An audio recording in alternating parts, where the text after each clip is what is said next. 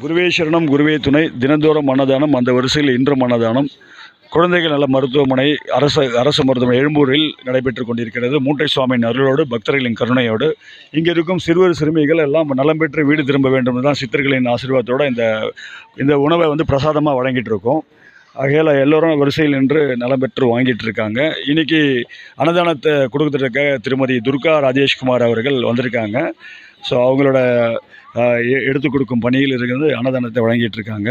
குருவே சரணம் குருவே துணை. நற்றுணையாவது நமச்சிவாயே.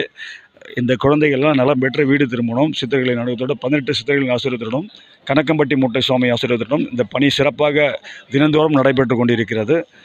குருவே சரணம். தொடர்ந்து இது நடைபெற இறை அருளும் பக்தர்களின் கருணையும் தேவைப்படுவதால் அன்னதானத்திற்கு நிதி உதவி செலுத்தி பயனடையுமாறு பணிபன்புடன் கேட்டுக்கொள்கிறோம் மூட்டை சுவாமியின் வாயிலாக. குருவே சரணம் குருவே துணை.